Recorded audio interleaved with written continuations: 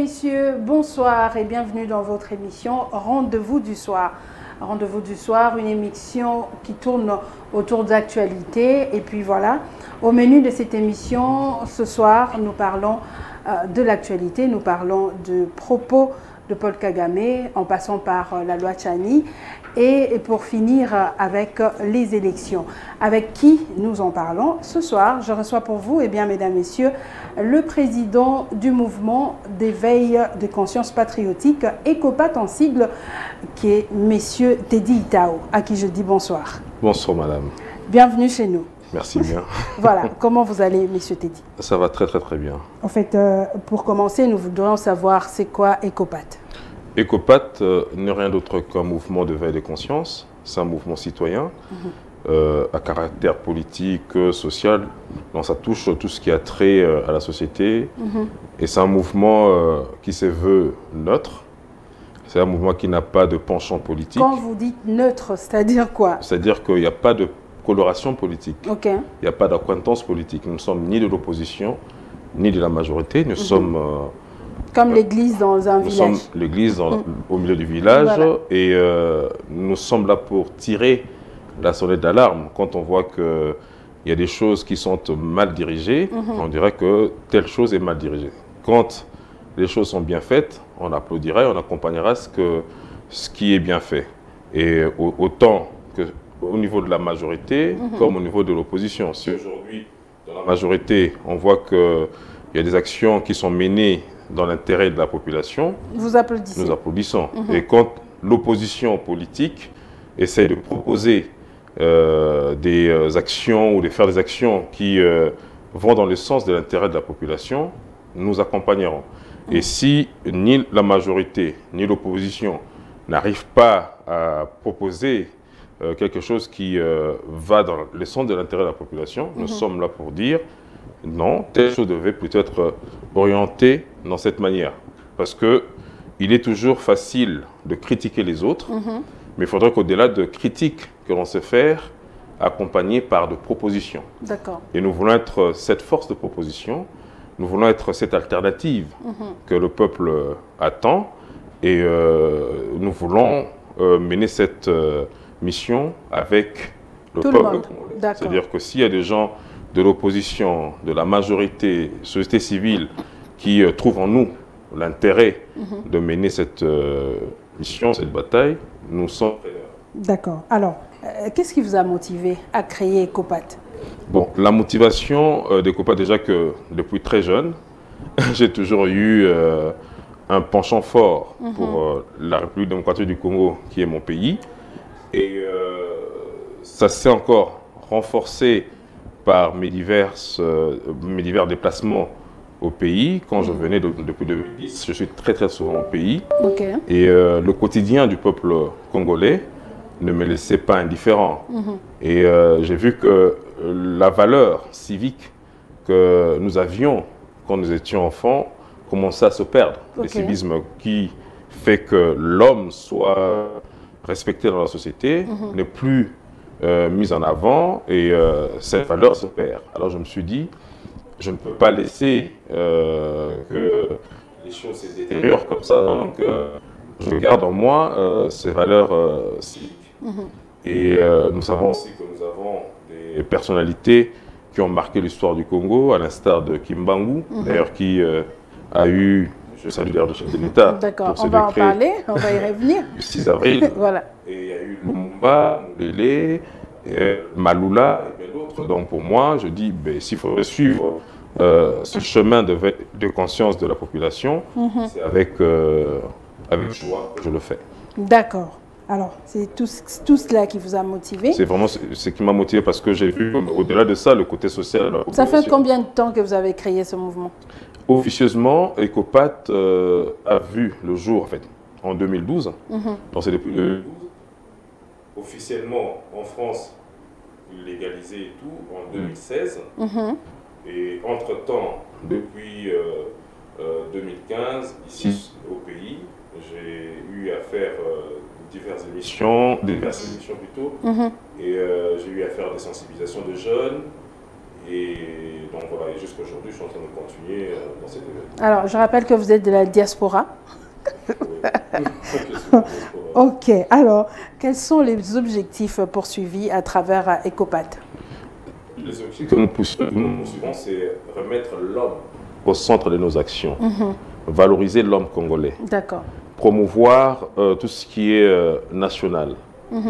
On ne peut pas comprendre que dans une société où la pauvreté bat son plein, qu'il y ait, sans pour autant être contre ceux qui viennent vivre au Congo, mais il y a plus des étrangers qui ont plus des valeurs de commerce des entreprises ici que la population congolaise ou que la jeunesse congolaise n'est pas soutenue dans ce sens-là. Donc nous voulons replacer l'homme au centre de nos actions, valoriser les Congolais et aussi considérer nos mamans qui malheureusement sont souvent sujets à caution de notre société. Alors, vous avez une vision que vous allez partager avec d'autres personnes qui vont certainement intégrer le mouvement. Quelle est cette vision? La vision reste le socle, c'est l'éveil de conscience. Ok. Parce que, si vous voulez, la politique n'est que l'émanation du civisme. Parce que on le sait très bien que la politique, c'est pour orienter le peuple. L'orientation du peuple, sans éveil, sans civisme, sans éducation morale, sans l'amour de la patrie, ne peut rien faire. On peut avoir la volonté du monde, être le meilleur président que l'on veut, mais quand sa population ne suit pas, quand l'éducation n'y est pas, c'est le fiasco total. Ok, merci beaucoup. Alors, c'est vrai que vous avez dit que vous êtes apolitique. Non, je ne suis pas apolitique. Le mouvement. Non, le mouvement n'est pas apolitique. Parce que, en fait, le fait déjà de parler politique, l'éveil des consciences de civisme, c'est une valeur de la politique. La politique émane donc, du civisme. Au sein du mouvement, vous allez parler politique, vous allez parler social et tout ça. Nous sommes des acteurs de la politique, mais seulement si je n'ai pas voulu donner cette connotation politique. Parti politique parce que dans un parti politique, il faut dire, ce carcan politique, il faut dire que on a une idéologie d'encenser une personnalité. Or moi, je n'ai pas besoin que l'on puisse m'encenser. Moi, ce que je veux, c'est que nous éveillons, nous travaillons dans l'homme congolais. Et que tout celui qui est membre de EcoPath a sa parole, a ses idées à donner. Et bien que l'on sait que dans toute organisation, il y a toujours une ligne de conduite, et ça j'y veillerai parce que je ne veux pas non plus qu'au nom de l'EcoPath, qu'il y ait des discordances ou qu'il y ait des voix qui se lèvent pour essayer de contrer ou encore d'abîmer la vision que nous avons.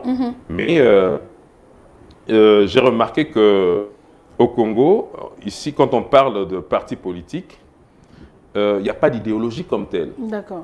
Et on remarque que l'homme politique congolais est facilement achetable et malléable, dans le sens où nous assistons aux transhumances politiques.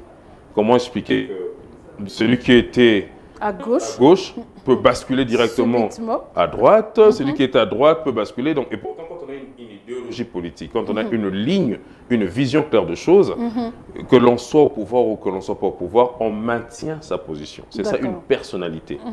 Et voilà pourquoi je me dis que si jamais, avec ce travail de veille que nous voulons faire et que nous nous donnons une coloration de partis politiques, ce serait qu'on limitera le Congolais qui viennent vers nous, à venir vers nous, parce qu'ils se diront que nous sommes de l'UDPS, nous sommes de l'UNC, nous sommes de la MUCA, nous sommes je ne sais de quel parti politique, et qu'eux aussi, comme leur parti politique est à tendance de telle organisation politique, ils ne voudront pas venir.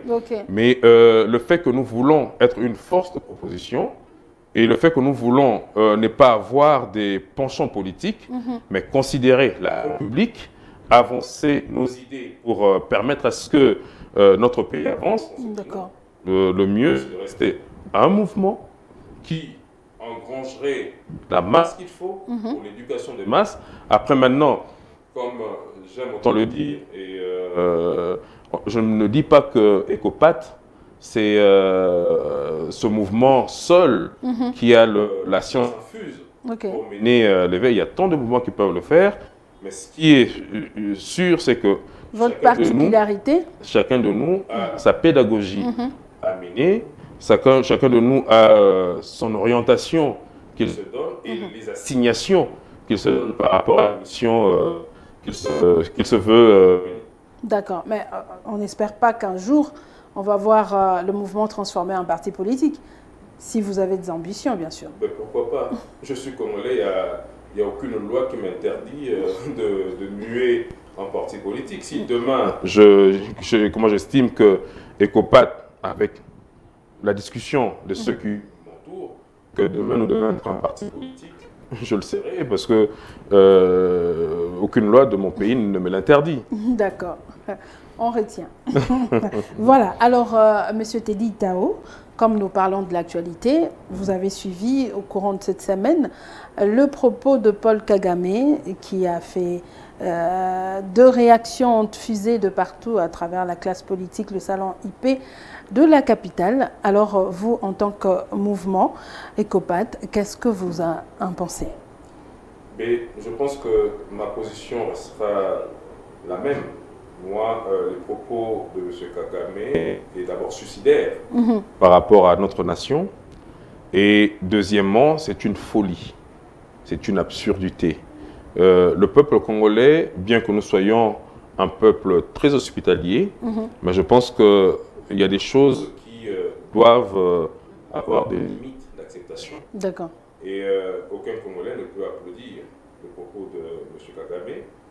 Et moi, je me dis que si le Rwanda se permet d'avoir cette position et une facilité de déclaration, il faut le dire, c'est parce que nous-mêmes, Congolais, avons ouvert la porte. Okay. Je ne le dirai jamais assez. M. Kagame, il faut surtout mettre l'accent là-dessus. Nous n'avons pas de problème avec le peuple rwandais qui, par nos frontières, nous sommes condamnés à vivre éternellement ensemble. Mais la politique menée de M. Kagame devrait interpeller le Congolais, les autorités, et M. Kagame n'aurait pas dû être à grande pompe reçu ici dans la capitale congolaise, pendant que nous savons que à cause des exactions du Rwanda, de l'Ouganda et autres, nous comptons près de 10 à 12 millions de morts. Et à cause de notre ouverture de porte, nous avons permis à M. Kagame une certaine facilité et largesse d'esprit. D'accord. Alors, vous pensez qu'aujourd'hui, si Kagame n'est plus président du Rwanda, quelle serait la relation entre la RDC et le Rwanda? Après, là, ça va se définir par rapport à celui qui viendra après. Est-ce qu'il suivra la même ligne politique de M. Kagame ou ce serait un homme normalement constitué qui respecte l'humain, qui respecte le voisin et qui oriente la politique de bon voisinage. Et ça s'adaptera par rapport à celui qu'on aura en face. D'accord. Alors, puisqu'on en parle, l'insécurité à l'Est, vous savez, il y a longtemps qu'il y a des exactions qui se sont faites à l'Est de la République démocratique du Congo. Les mamans ont subi de violences et tout ça. Alors, par rapport à la diplomatie du chef de l'État, nous avons une force qui est à l'Est de la République, mais apparemment, cette force est fustigée par les Congolais. Est-ce que vous êtes d'avis avec tous ceux qui veulent que cette force puisse partir? Ben, moi, je soutiens ce que cette force parte. Pourquoi? Parce que, vous savez, nous sommes en train de douter ou encore de prévenir la balkanisation de notre pays. D'accord. Il y a plusieurs formes de balkanisation. L'ennemi comprend que l'amour que le Congolais a pour son pays, il est certainement difficile de balkaniser parce que s'il y avait cette facilité de nos compatriotes de l'Est, le Congo serait déjà balkanisé depuis très longtemps. Parce qu'il faut dire la vérité, au niveau de la capitale à Kinshasa, c'est comme si à un moment donné nous sommes déconnectés de la situation de l'Est. Il y a des gens qui festoient ici, je viens, je circule, je vois des bars partout, bien remplis. Il y a des fêtes. On ne dit pas que parce que les gens de l'Est sont en guerre qu'on n'est pas amené à fêter s'il y a une occasion de fêter, mais il y a la limite du raisonnable. On ne peut pas avoir de bars qui sont tout le temps remplis. Donc du coup, je disais, il y a une forme de balkanisation qui peut se cacher derrière cette force. Cette force de l'Est est une, pour moi, comme ça risque d'être une bombe de retardement, pas retardement plutôt, parce que ils peuvent faire la balkanisation autrement, ramener la population ougandaise, burundaise, je ne sais où, venir dans notre terre, nous infiltrer, pendant que nous sommes en train de déplorer déjà l'infiltration dans l'armée, sachant en plus que Bunagana, par exemple, si on doit citer cette partie, Bunagana reste aujourd'hui dans l'emprise de cette force EAC. Et que nos forces armées, pour l'instant, ne peuvent pas y accéder. Donc, ils ont tout le temps. Ils pourraient avoir tout le temps de ramener d'autres populations, parce que nous, nos populations sont souvent, ont souvent pris la fuite. D'accord. Et les villes sont souvent abandonnées, oui. Et le temps que l'on nous remette, selon le programme de l'EAC, nos terres, on risquerait d'avoir aussi des infiltrés, des gens qui marieraient nos sœurs, qui marieraient nos hommes et tous les enfants qui naîtront.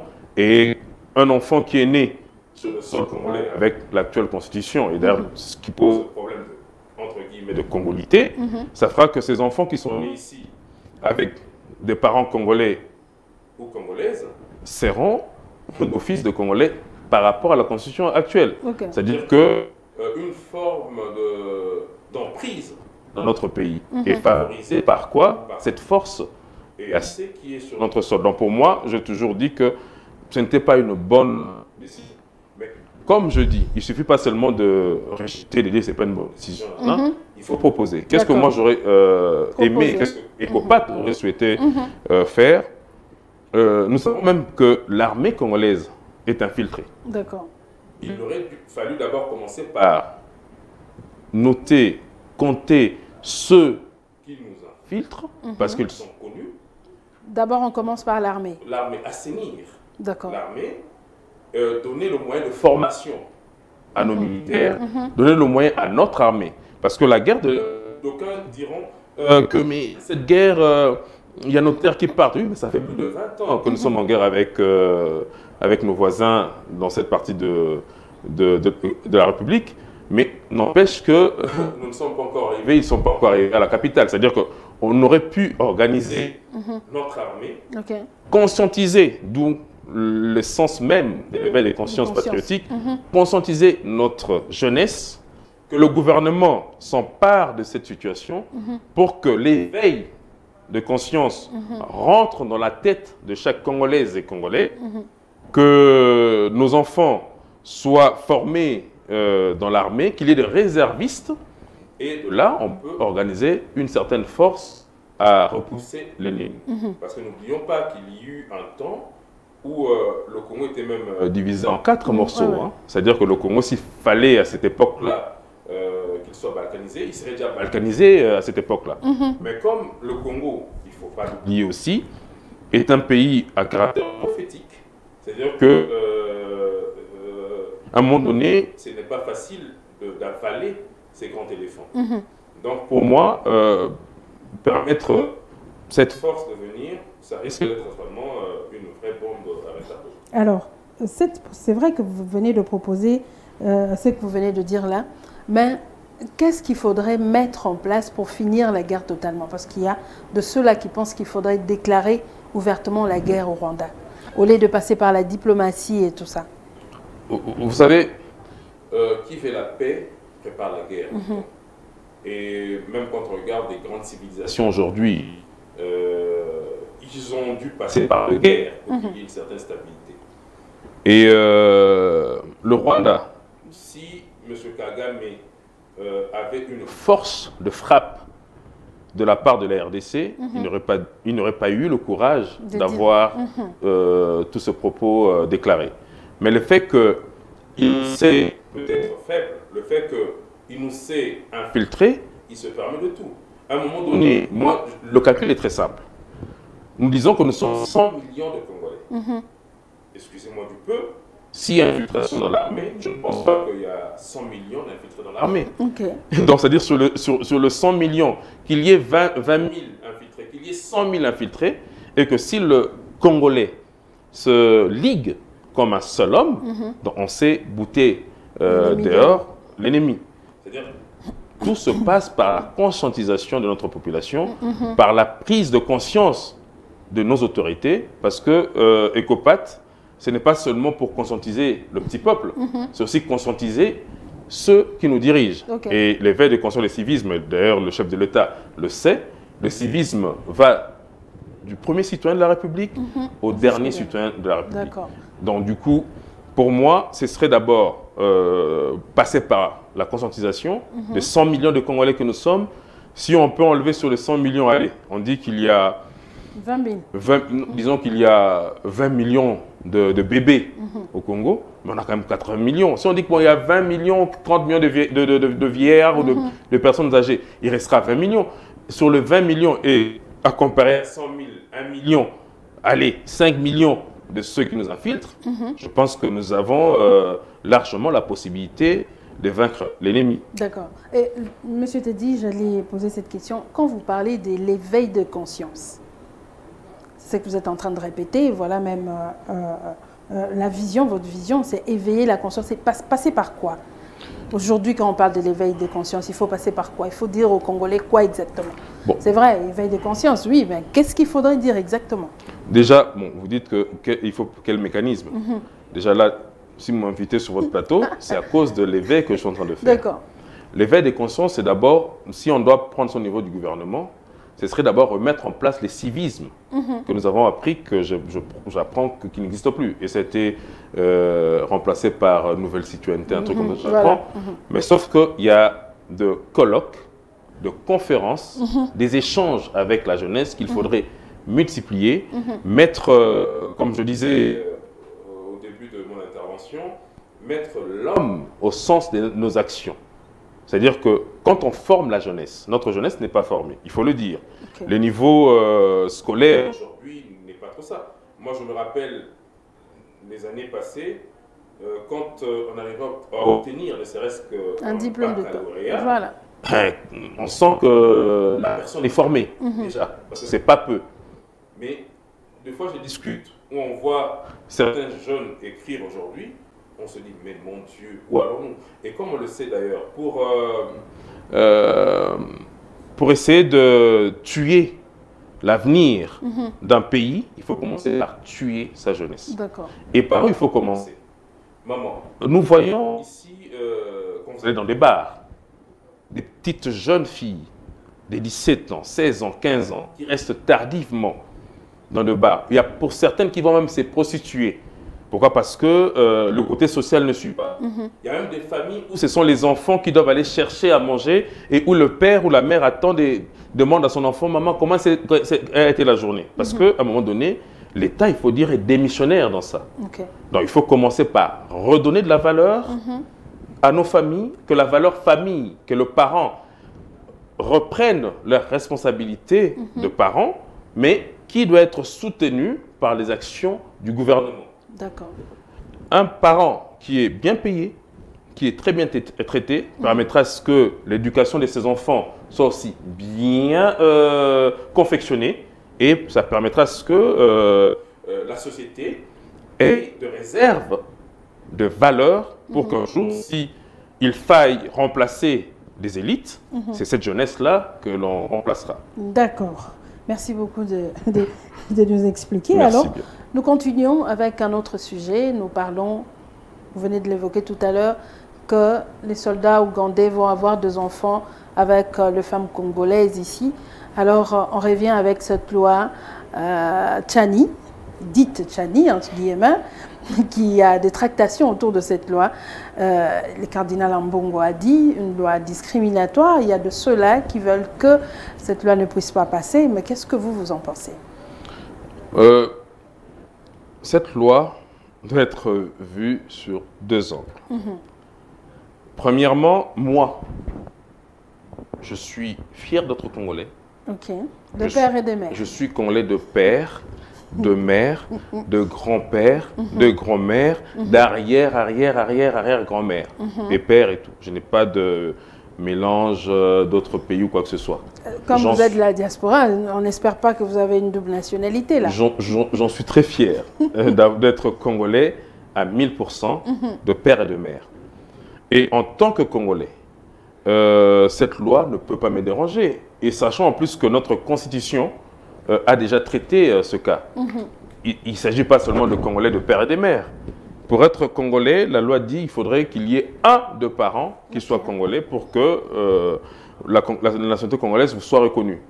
Bon, s'il y a de ceux qui ont un de parents qui sont Congolais, en quoi cette loi dérangerait un Congolais? Moi, personnellement, ça ne me dérange pas. Et d'autant plus que nous savons qu'à l'est de notre pays, il y a des infiltrations.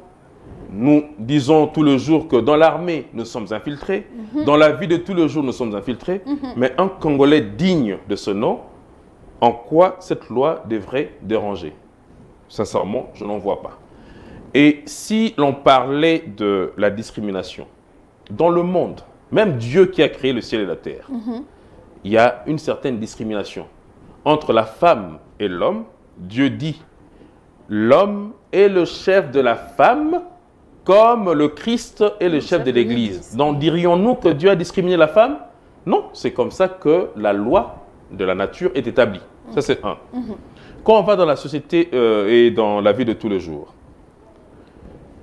on dit pour voter, il faut avoir la majorité, il faut atteindre l'âge de 18 ans.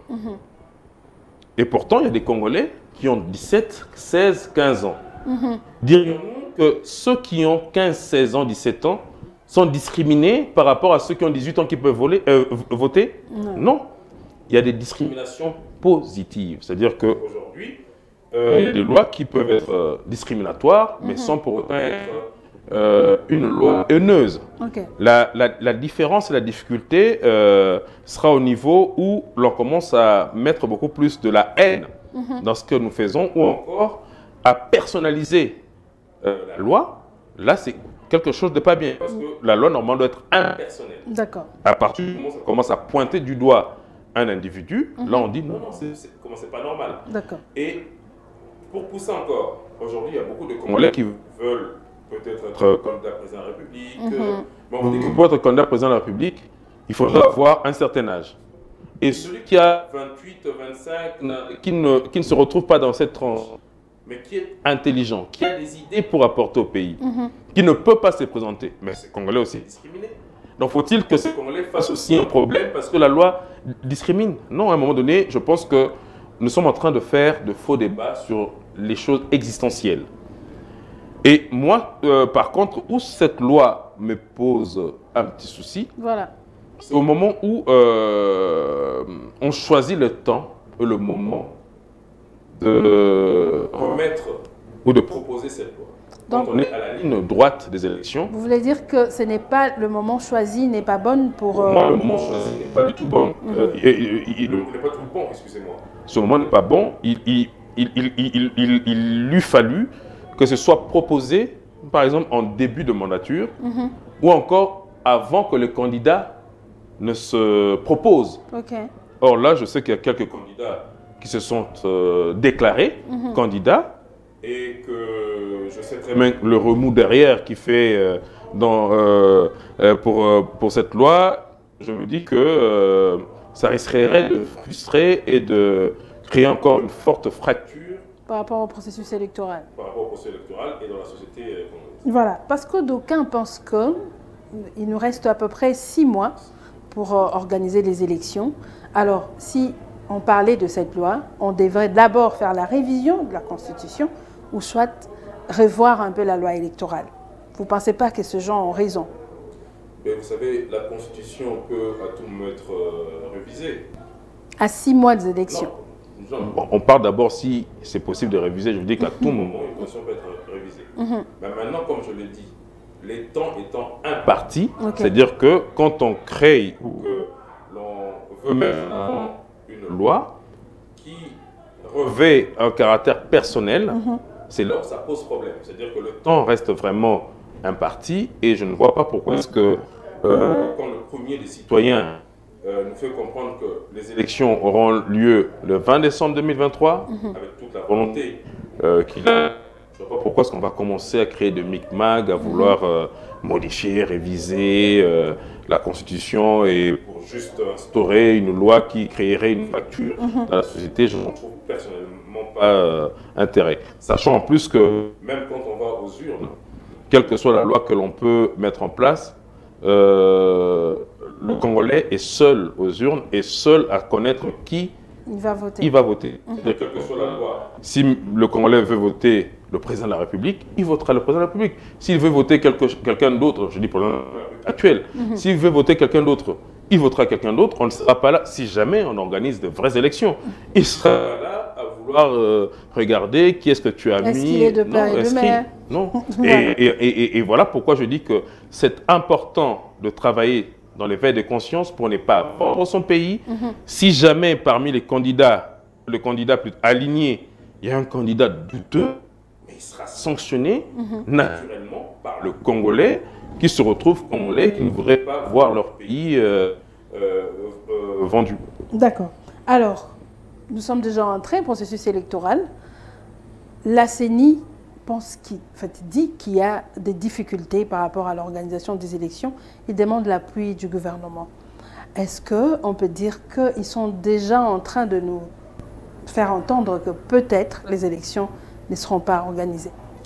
Mais vous savez, la politique a ses réalités. Sur cette question, en suivant l'actualité, je sais que l'opposition avait tiré la sonnette d'alarme depuis très longtemps qu'il faudrait que le gouvernement mette de moyens à la CENI pour l'organisation des élections. Je me rappelle encore que j'ai suivi M. Kadima en septembre, si ma mémoire ne me trompe pas, qui avait déclaré qu'il n'y avait pas de moyens déjà. Et pourtant, on sait très bien qu'une élection se prépare déjà une fois au pouvoir. Le gouvernement en place devrait déjà mettre de moyens pour permettre à ce que les échéances futures soient organisées.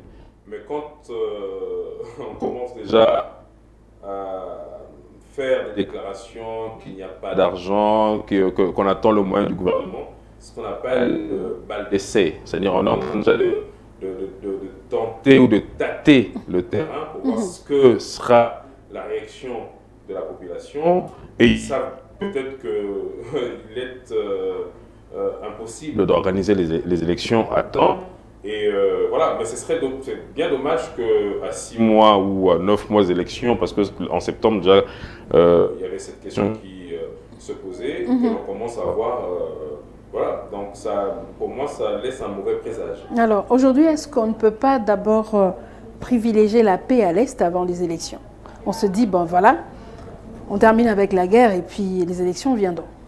Mais attendez, excusez-moi, soit nous sommes dans un pays dit démocratique, soit comme nous avons la guerre à l'Est, il faut changer la dénomination du pays pour dire que voilà, nous voulons un pays d'abord de paix.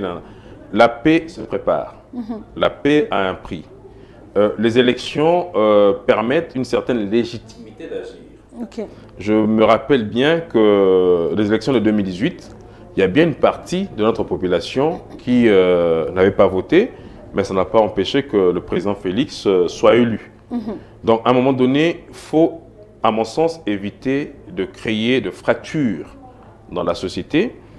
Et il faut plutôt aller dans le sens d'organiser ces élections. Et d'ailleurs, le premier des citoyens le dit.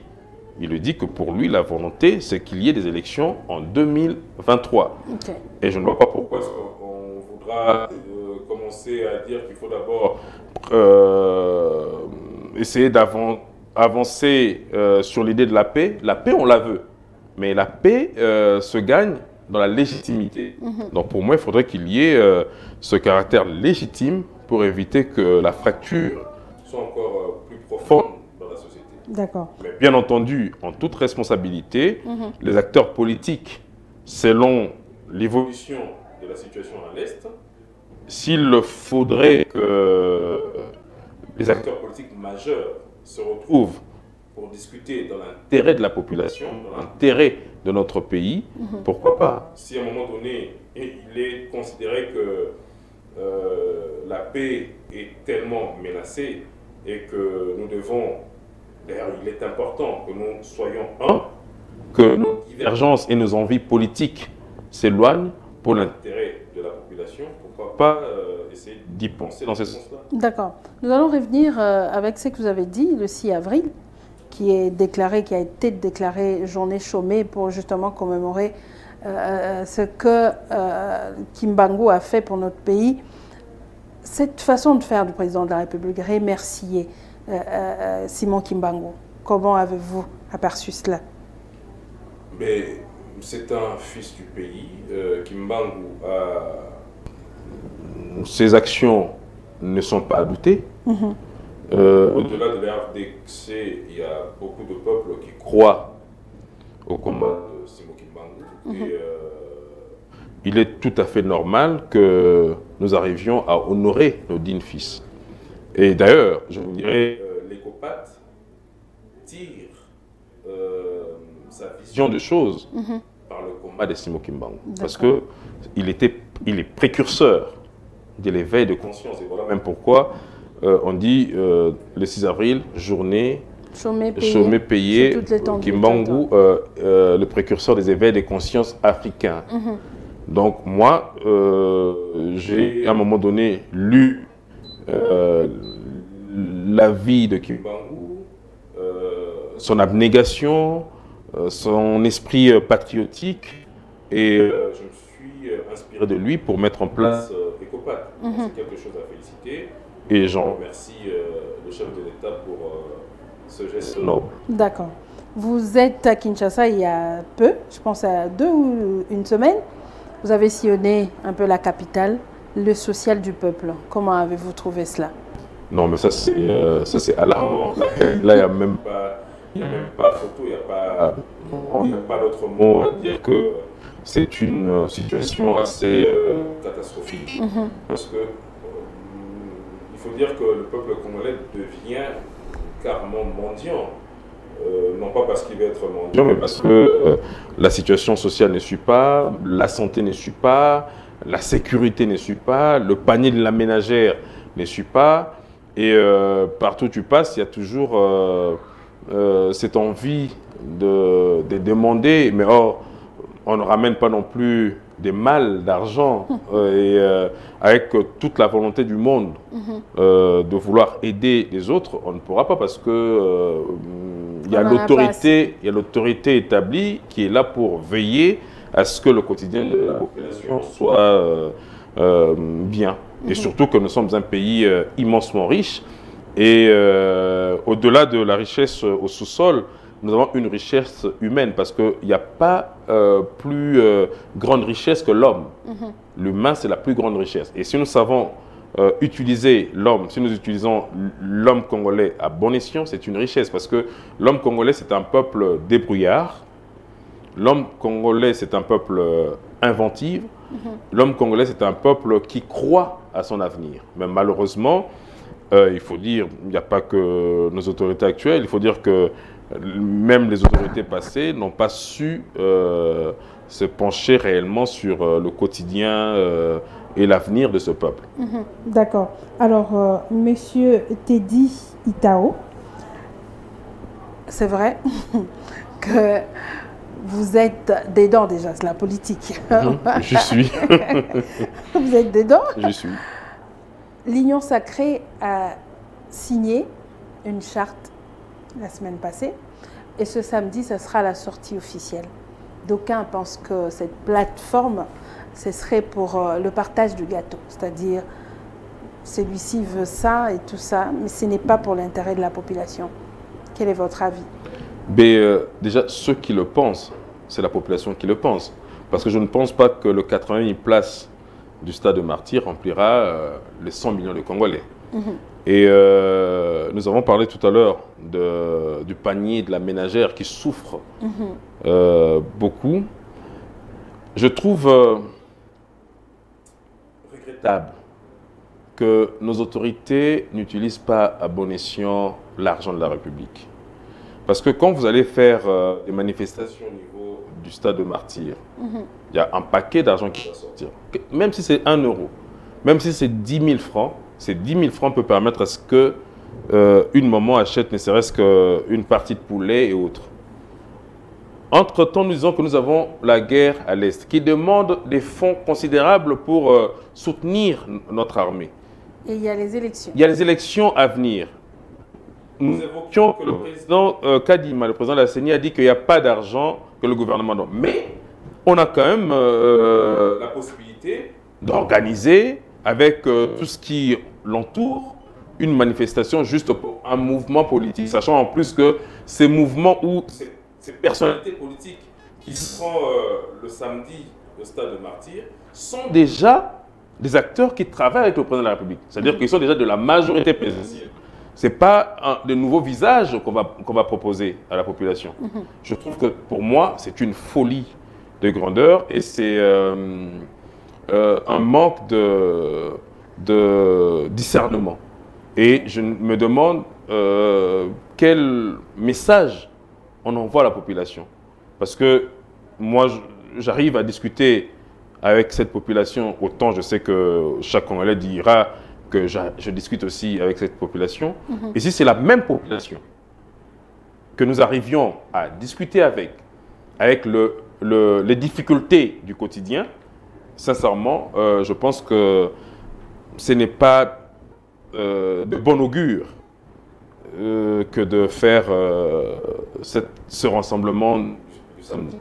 Sachant en plus que, normalement, la déclaration des élections n'ont pas encore commencé.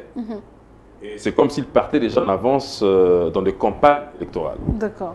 On peut organiser dans une salle, comme j'avais vu le jour de la signature, partager un petit verre. C'est pas dérangeant. Mais quand on va mettre autant de moyens, des bus pour amener des gens, pendant qu'il y a un sérieux problème de transport pour la population, et ça me laisse sans voix, si vous voulez. D'accord. Puisque nous sommes en train de parler de l'actualité, voilà, vous êtes revenu au pays. La justice de notre pays, comment est-ce que vous en trouvez? Bon, déjà, je vous pose la question avec le procès Manga Chouchou, vous avez suivi ce procès. Est-ce qu'on peut faire confiance à la justice? Vous savez, il faut toujours faire confiance à la justice. On le dit, justice. Mais il faut plutôt, dans notre cas, il faut plutôt donner les moyens à nos juges, à notre justice. Je ne dirais pas que je ne fais pas confiance à notre justice. Non, ce serait faux. C'est des hommes de droit. Ils ont étudié pour, mais ce que moi je demanderais simplement, ce serait de donner le moyen conséquent à nos juges. Et d'ailleurs, dans tous les secteurs de la vie de Congolais, c'est le moyen qui manque pour mieux agir. Et un juge qui est bien traité, ça évite la corruption. Et le droit sera dit de façon impartiale. Donc, ne connaissant pas le fond du dossier Manga Chouchou, à part que nous l'avons en commentaire par la retransmission, et que les juges qui ont connaissance au plus profond de ce dossier ont amené ce procès dans le sens où ils l'ont conduit, je ne peux que acquiescer ou accepter ce qui est dit. D'accord. Vous êtes revenu au pays, c'est vrai, vous avez une vision écopathe. Comment est-ce que vous y comptez vous y prendre? C'est-à-dire, vous allez commencer par où exactement? Bon, déjà, nous avons à l'idée de passer par des conférences, faire des échanges avec les étudiants, parce que c'est l'avenir de demain, avec des élèves, faire des colloques, faire des centres de formation s'il le faut à l'avenir, parce que tout ça c'est tout un projet qui est derrière. Et permet aussi à la jeunesse congolaise qui a besoin de se former dans tout ce qui est travail manuel, la maçonnerie, la menuiserie, l'électricité, faire comprendre la valeur de ces jeunes et de ces jeunes filles qui, à un moment donné, des fois, pensent qu'il n'y a plus de chance dans la société congolaise, leur dire non. En tant que jeune, il faut toujours espérer, il ne faut jamais baisser les bras, avoir un discours qui comprend le vécu quotidien de cette population qui est meurtrie, qui souffre. Donc du coup, c'est en faisant des dépliants qui expliquent la valeur dans la société, le respect des autorités, et le droit que nous avons, le devoir que nous devons, et donc c'est cette pédagogie que nous voulons mettre en place pour déjà commencer avec l'éveil des consciences patriotiques. D'accord. Alors, pour s'adhérer dans votre mouvement, est-ce qu'il y a de préalables à remplir et tout ça? En tout cas, il n'y a pas de préalable à remplir. S'il y a un préalable, je dirais, ce serait être de père et de mère ou encore être congolais.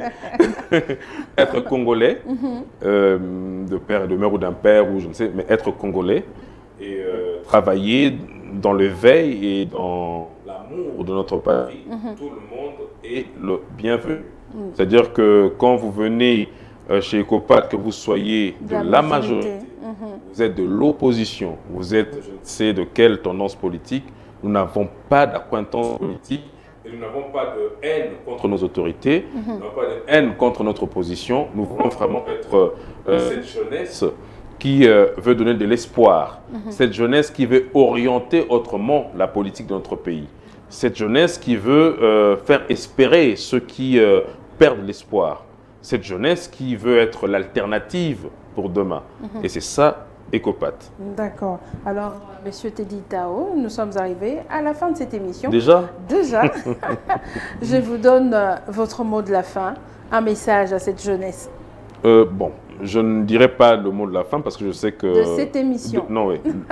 Le mot du jour voilà. de cette émission, bien entendu. Donc, ce que je dirais aux jeunes Congolais, gardez espoir sur votre avenir. Battons-nous pour l'intégrité de notre pays. Ne nous laissons pas impressionner par nos politiques, sachant que demain est notre jour et nous y arriverons avec l'amour de notre patrie et nous vaincrons nos ennemis, nous combattrons l'ennemi jusqu'à son dernier retranchement et la guerre repartira d'où elle est venue. Voilà, fidèles téléspectateurs, comme l'a dit Mouzé, je l'entends à travers M. Teddy Tao. Je rappelle qu'il est le président de l'Ecopat, un mouvement d'éveil de conscience patriotique qui est ici à Kinshasa. Merci à vous de nous suivre de partout où vous êtes. Merci à mon équipe technique. Je dis merci à Papa Freddy. Je dis merci à Lazik Makoukoula, Andrix à la caméra. Et on se retrouve très prochainement, fidèles téléspectateurs, avec un autre numéro. Bye bye.